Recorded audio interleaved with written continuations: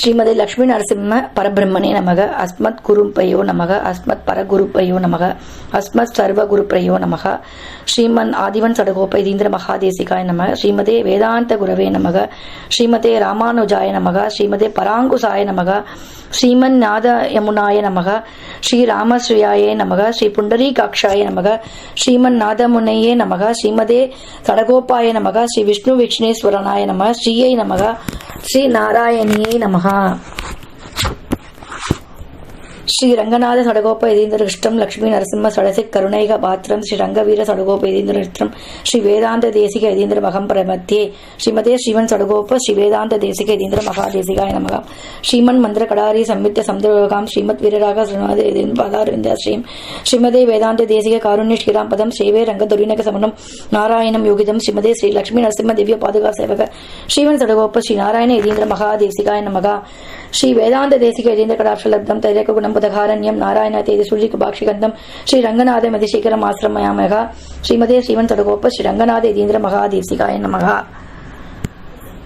ராமானுஜதயா பாத்திரம் ஞான வைராக்கிய பூஷணம் ஸ்ரீமத் வெங்கடநாதாரியம் வந்தே வேதாந்த தேசிகம் லக்ஷ்மீநாத சமாரம்பாம் நாத யாமுனமத்யமாம் அஸ்மத் ஆச்சாரிய பர்யந்தாம் வந்தே குரு பரம்பராம் யோ நித்யமச்சித பதாம்பத யுக்ம ருக்ம வியாமோதஸ்தராணி திருநாய மேனே அஸ்வத் குரோர் பகவதௌஸ்ய தயைக சிந்தோஹோ ராமானுஜஸ்ய சரணௌ பிரபத்யே மாதா பிதா யுவதயஸ்தனயா விபூதிஹி சர்வம் யதேவ நியமனேன மதன்பயானாம் ஆத்யஸ்லலே குலபதேர்வகுலாபிராமம் ஸ்ரீமத் ததங்கிரி யுகலம் பிரணமாமி மூர்த்தனா பூதம் சகஸ்ர மகாத்வயப்பட்டநாத ஸ்ரீ பக்தி சேர குலசேகர யோகிவானாம் பக்திரான் திருணேனு பரகால யதீந்திர மிஸ்ராம் ஸ்ரீமத் பராங்குச முனிம் பிரணதோஸ்மி நித்வம் குருமுகமனதீஸ்த்யத்த பிராணவேதான் அசேஷாம் நரபதி பரிக்ளிப்தம் சுல்கம் ஆது காமஹா ஸ்வசர அமர வந்தியம் ரங்கநாதஸ்ய சேத்தே துஜ குலதிலகம் தம் விஷ்ணு சித்தம் நமாமி.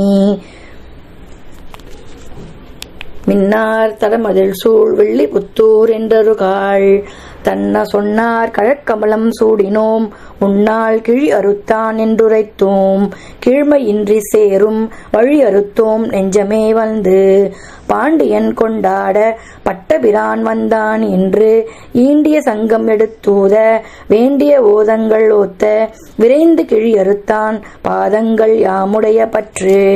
ஆழ்வார் எம்பெருமான் ஆச்சாரியன் தேசிகன் திருவடிகளே சரணம். மேலாதுங்கஸ்தன கிரிதடி சுப்தம் உத்போத்ய கிருஷ்ணம் பாராத்யம் ஸ்வம் ஸ்ருதி சகசிரத் சித்தம் அத்யயா பயந்திகி ஸ்ரோஷ்டிஸ்த்யாயாம் சிரஜி நிகிலதம் யாபலாத் கிருத்ய புங்கதே கோதாஸ்யை நமஹிதம் பூய ஏவஸ்து பூயஹ.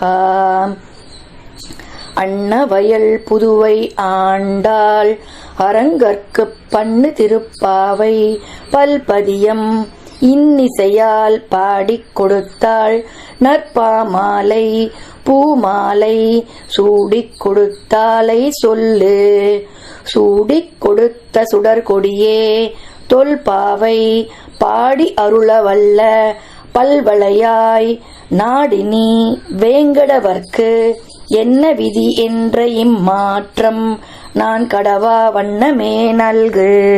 வணக்கம். இன்னைக்கு 28வது பாசுரத்தை நம்ம அனுபவிக்க போறோம், சேவிக்க போறோம்.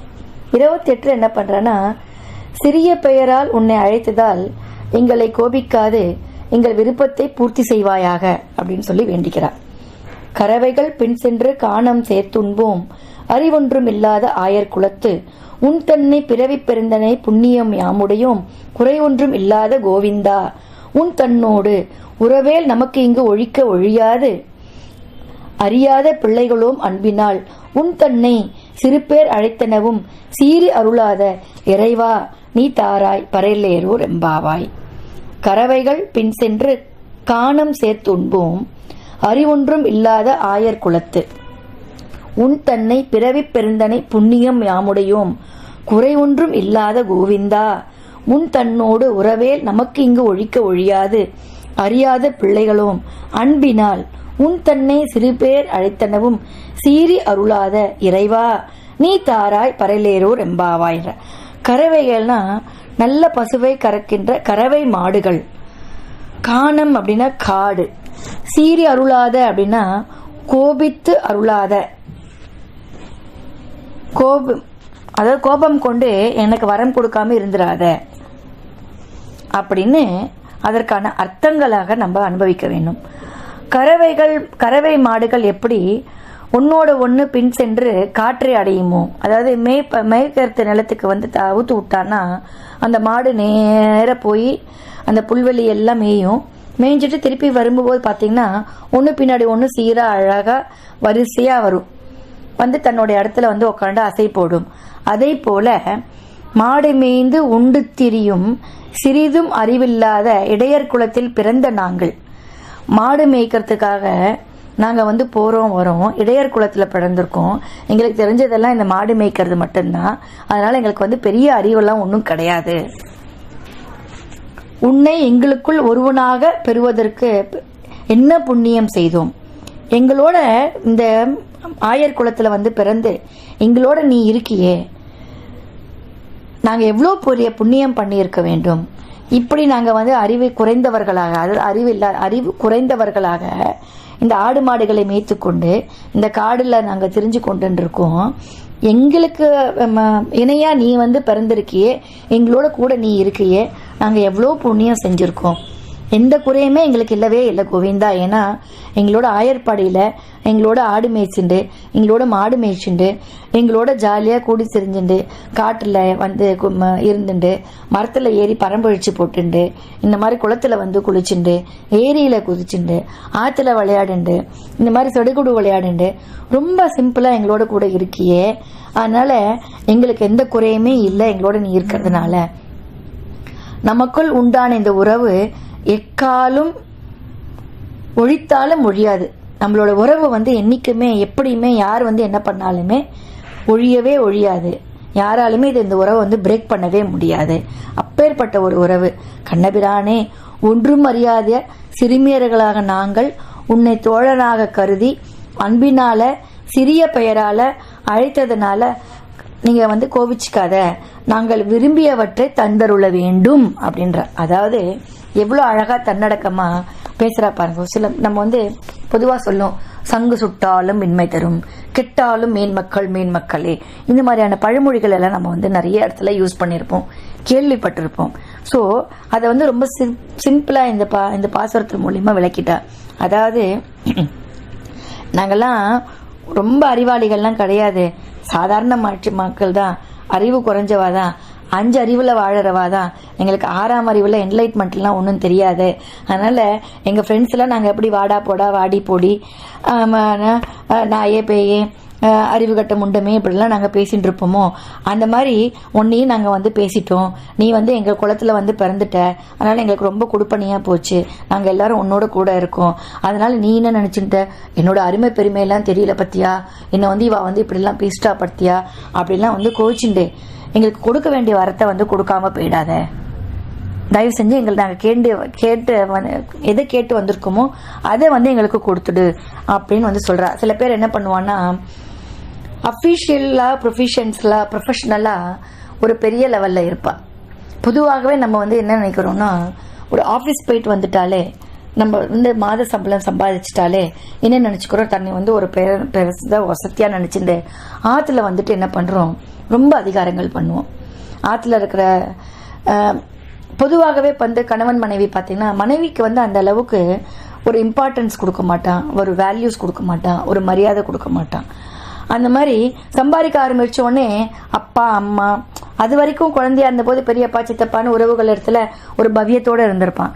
சம்பாதிக்க ஆரம்பிச்ச உடனே அந்த வயதுல பெரியவா, அந்த உறவுல வந்து ஸ்தானத்துல பெரியவாள் கூட ஒரு அலட்சணத்தனம் வந்து காட்ட ஆரம்பிச்சிடுவா.